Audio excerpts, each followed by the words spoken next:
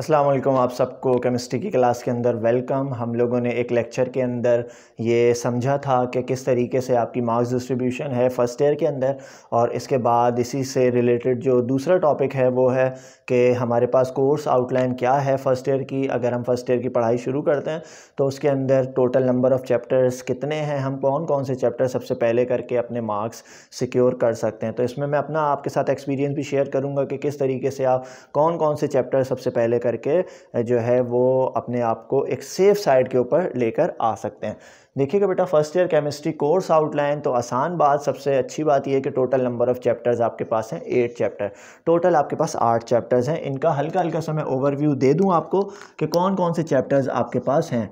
बेटा, chapter number 1 आता है हमारे पास सबसे पहले, और चैप्टर नंबर 1 हुआ करता है किसी भी सब्जेक्ट का। अगर आप चैप्टर नंबर 1 उठा के देखोगे तो वो इंट्रोडक्शन ही होता है। इंट्रोडक्शन के अंदर हम यहाँ पे इंट्रोडक्शन के साथ साथ अच्छी खासी डिटेल्स भी हैं फर्स्ट ईयर लेवल के अंदर।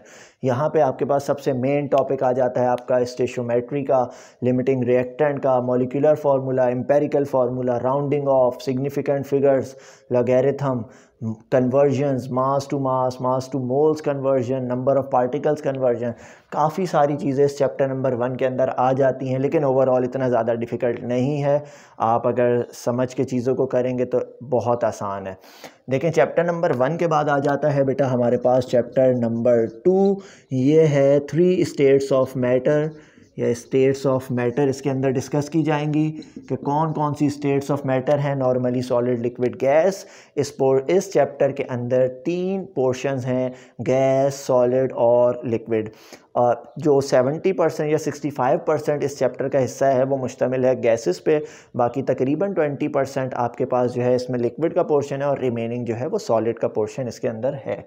तो यहाँ पे थ्योरी भी है, थ्योरी के साथ साथ न्यूमेरिकल्स भी हैं। जो स्टूडेंट्स घबराते हैं कि न्यूमेरिकल्स आपको फर्स्ट ईयर के अंदर करने पड़ेंगे। 5 से 6 न्यूमेरिकल तो लाजमी पेपर के अंदर आपको अटैम्प्ट करने पड़ेंगे, ताकि आप अपना जो मार्क्स हैं उसको सिक्योर कर सकें।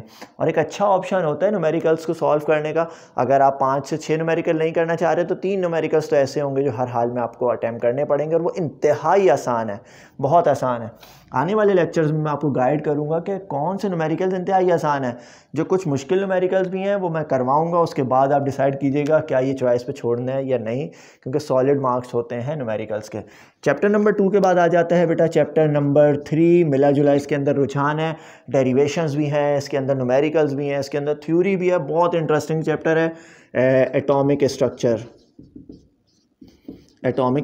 एटम के स्ट्रक्चर के बारे में, डिस्कवरीज़ के बारे में पढ़ेंगे कि electron, proton, neutron, nucleus of an atom, Rutherford atomic model, Bohr's atomic model, hydrogen spectrum, फिर उसकी डिफरेंट सीरीज़, जो स्पेक्ट्रल सीरीज़ हैं मुख्तलिफ, इसके अंदर डेरिवेशंस हैं, रेडियस है, फ्रीक्वेंसी है, वेव नंबर है, एनर्जी है, और छोटे छोटे काफ़ी सारे इसके अंदर शॉर्ट नोट्स हैं जो पेपर का हिस्सा होते हैं। चैप्टर नंबर 3 के बाद आता है बेटा chapter number 4, which is known as chemical bonding. बेटा, केमिकल बॉन्डिंग के अंदर वही आपने छोटी क्लासेस के अंदर भी पढ़ा होगा कि आयनिक बॉन्ड है, कोवेलेंट बॉन्ड है, कोऑर्डिनेट कोवेलेंट बॉन्ड है, polar, non polar covalent bond, electrovalent bond भी इसको नाम दिया जाता है आयनिक बॉन्ड को। इसी तरीके से डेटिव कोवेलेंट बॉन्ड है, आपके पास हाइड्रोजन बॉन्डिंग है। तो बहुत सारी बॉन्डिंग, बहुत सारे शॉर्ट नोट्स इस चैप्टर का हिस्सा होंगे। केमिकल बॉन्डिंग इंटरेस्टिंग चैप्टर है, मेरा फेवरेट चैप्टर केमिकल बॉन्डिंग, मुझे मज़ा आता है इसको पढ़ाने में भी। चैप्टर नंबर 5 हमारे पास है thermodynamics. Energetics of chemical reaction का भी नाम दिया जाता है, थर्मोडायनामिक्स का भी नाम दिया जाता है। हीट और हीट से होने वाली चेंजेस के बारे में पढ़ते हो, फर्स्ट लॉ ऑफ थर्मोडायनामिक्स के बारे में पढ़ोगे, उससे रिलेटेड डेरिवेशंस के बारे में पढ़ेंगे, हीट ऑफ फॉर्मेशन के बारे में पढ़ेंगे, हीट ऑफ फॉर्मेशन से रिलेटेड न्यूमेरिकल्स पढ़ेंगे, Hess's law of heat of formation के बारे में भी इसके अंदर हमारी डिस्कशन रहेगी। कुछ चीज़ों का जो मैं नाम ले रहा हूँ बड़ी तेज़ी से, आने वाले वक्तों के अंदर इंशाल्लाह आप लोग इस चीज़ के चैम्पियन बन चुके होंगे। आपको फिर इस चीज़ की अफादियत का समझ आएगा कि हाँ यार, ये सर ने इस तरीके से चीज़ समझाई थी। बेटा, इसके बाद आ जाता है chapter number 6, which is known as chemical equilibrium. Chemical equilibrium भी बहुत ही ज़्यादा इंटरेस्टिंग चैप्टर है। इसमें फॉरवर्ड और बैकवर्ड रिएक्शन के बारे में पढ़ते हैं, रिएक्शंस की उन टेक्निक्स के बारे में पढ़ते हैं, उन इंडस्ट्रियल टेक्निक्स के बारे में पढ़ते हैं जिसकी वजह से आप इंडस्ट्री के अंदर कम से कम रिएक्टेंट को इस्तेमाल करते हुए ज़्यादा से ज़्यादा प्रोडक्ट्स की फॉर्मेशन कर सकते हो। केमिकल इक्विलिब्रियम के अंदर होता ही है कि हम फॉरवर्ड रिएक्शन और बैकवर्ड रिएक्शन के बारे में भी डिस्कशन करते हैं। इससे रिलेटेड न्यूमेरिकल्स, इससे रिलेटेड जो प्रॉब्लम्स हैं, काफ़ी सारी नई चीज़ें आपको इसके अंदर सीखने के लिए मिलेंगी। कॉमन आयन इफेक्ट के बारे में इसके अंदर पढ़ोगे, बहुत सारी चीज़ें चैप्टर नंबर 6 के अंदर आप डिस्कस करोगे। रिवर्सिबल और इरिवर्सिबल रिएक्शन भी इसके अंदर एक हिस्सा होगा। तो चैप्टर नंबर 7 है solution and electrolytes.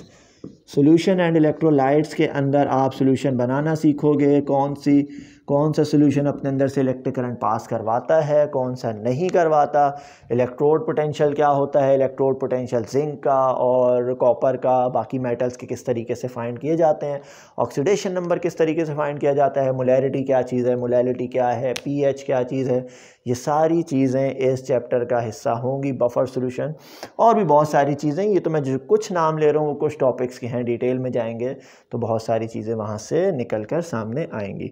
आर्रीनियस theory of ionisation भी है, बहुत सारी चीज़ें। Chapter number 8 which is known as chemical kinetics. बेटा केमिकल काइनेटिक्स, बेटा चैप्टर नंबर 8 हमारे पास हुआ करता है केमिकल काइनेटिक्स। और केमिकल काइनेटिक्स के अंदर जो हमारी स्टडी होती है वो रेट ऑफ रिएक्शन के बारे में पढ़ते हैं। रेट ऑफ रिएक्शन से मुराद है रिएक्शन की स्पीड के बारे में पढ़ेंगे कि रिएक्टेंट कितनी देर के अंदर रिएक्टेंट से प्रोडक्ट के अंदर कन्वर्ट हो रहा है, रिएक्शन का ऑर्डर क्या है, ज़ीरो ऑर्डर है, फर्स्ट है, सेकंड, थर्ड ऑर्डर, किस ऑर्डर का केमिकल रिएक्शन है, कौन कौन से ऐसे फैक्टर्स हैं जिसकी वजह से, जिसकी बदौलत हम रिएक्शन को जो है वो कंट्रोल कर सकते हैं, कब रिएक्शन को फास्ट किया जाना है, कब रिएक्शन को स्लो किया जाना है, सरफेस एरिया बढ़ाने से क्या इम्पैक्ट होगा। तो रिएक्शन के ऊपर असरअंदाज होने वाले जितने भी फैक्टर्स हैं वो तमाम फैक्टर्स, या रिएक्शन की जो स्पीड है या कैटलिस्ट हैं, उन तमाम चीज़ों के बारे में हम डिस्कस करेंगे चैप्टर नंबर 8 के अंदर केमिकल काइनेटिक्स। तो ये आपके पास एक ओवरव्यू है फर्स्ट ईयर केमिस्ट्री का।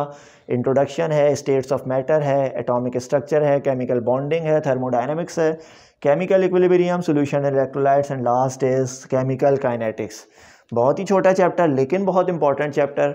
चैप्टर नंबर 5, अगर आपके पास बहुत लिमिटेड टाइम है और आप चाहते हैं कि इस कम से कम टाइम पीरियड के अंदर हमें अपना पेपर सिक्योर करना है, तो मैं आपको सबसे पहले ये कहूँगा कि आपने चैप्टर नंबर 5 को सबसे पहले करना है। सबसे पहले चैप्टर नंबर 5 करोगे, उसके बाद बेटा आप करोगे चैप्टर नंबर 8 करोगे। चैप्टर नंबर 8 के बाद आपको आना है फिर चैप्टर नंबर 3 की कुछ डेरिवेशंस पे और चैप्टर नंबर 7। ये कुछ चीज़ें करने के बाद आप बहुत ही जल्दी 1 महीने के अंदर से भी कम टाइम पीरियड में इन 3-4 चैप्टर्स के अंदर से कुछ चीज़ें अगर कर लेते हैं, चैप्टर 5 पूरा करना पड़ेगा, 8 पूरा करना पड़ेगा, ये 2 चैप्टर्स पूरे करने पड़ेंगे।